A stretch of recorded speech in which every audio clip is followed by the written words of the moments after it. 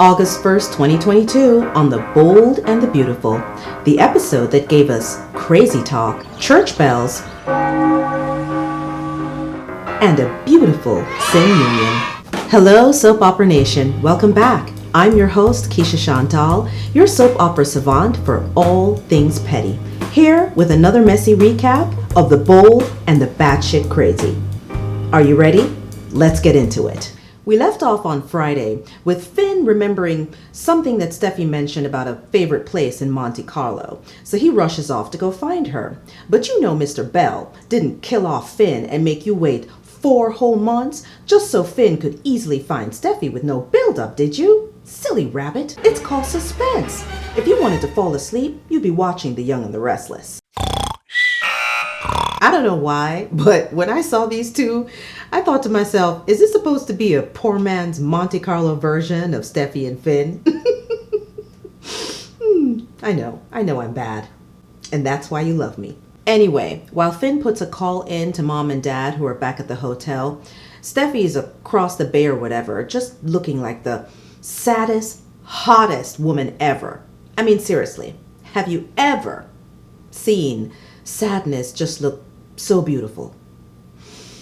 Flawless as always, Steffi. Flawless as always. Taylor and Ridge agree to meet Finn at the square, and the search party shows up, and who do we see but Flavia? And how nice of her to lend a helping hand, knowing that she's part of a facility that allows a severely depressed patient to roam about aimlessly. It's the least she could do. But on a side note, this mental health facility deserves a 1 star. They suck. Flavia is so surprised to see Finn that, which I thought this was weird, she asks him for a hug and mentions nothing about the fact that a supposed dead man is standing there right in front of her. Just that Steffi's going to be so happy to see him. Well, I can't say that I blame her because Finn has this effect on all women. By the way, y'all check out Mama Tay's search party platform shoes. Very practical for search party activity. I tell you. Anyway, back to Steffi, who's now sitting on some stone bench, looking like the Madonna herself in a beautiful black lace dress and strappy high heels. Wait a second. Didn't Flavia say earlier that Steffi has been really doing a lot of long walks lately? Is this the footwear? Her dogs must be screaming. No wonder she's taking a load off. Apparently, people in Monte Carlo are very affectionate. They love giving hugs and invading people's personal space. Here's some rando approaching Steffi after seeing her looking so sad and mournful, and then telling her that there's hope. Gee, thanks, lady. Thanks for your opinion, which I didn't ask for.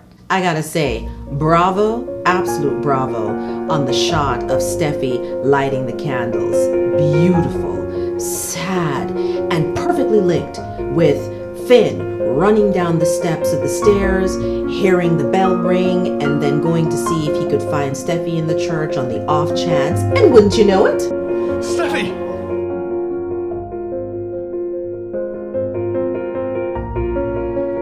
Now who's the baddest bitch running down stone steps in 3.5-inch heels and sprinting across cobblestone like a quarterback to the 10-yard line? Ladies and gentlemen, Steffi, Forrester, Finnegan! But I have a question. What prayer did Steffi whisper into the candles? And is it the same prayer that Sierra used to find Russell Wilson?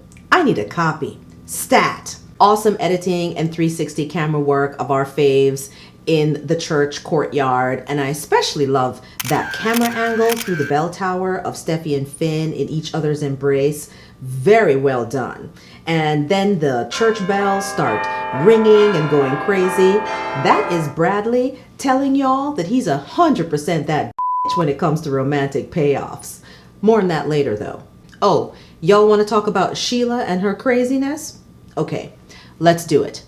Back in LA, Deacon is sitting down on his couch doing his budget, and as it turns out, he still can't afford to move out of the broom closet. So sad. But out of nowhere, someone starts beating down his door And finally, he drags himself off the couch to go and check to see who it is. And of course, it's none other than Satan incarnate herself right in his face. After she talks around Deacon in circles about how she didn't actually end up murdering her son, Sheila manages to make herself look even more unhinged by telling Deacon that shooting Finn and Steffi is actually the gift that will make them stronger.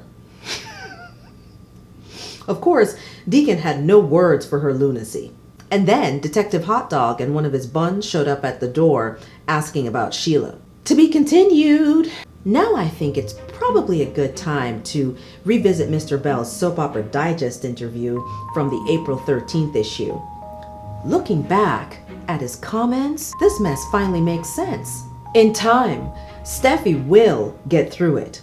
It will be a sad chapter, and then out of the darkness comes the light. Though it's a time of mourning for Steffi, a romance is in her future, something that's quite unexpected. And later, he goes on to say, sometimes you intentionally get fans angry, and sometimes you put together a romantic payoff and hope that they like it. When they do, there's nothing better. So basically, Steffi comes out of mourning to a romance with her born-again husband. Well played, Mr. Bell. Well played.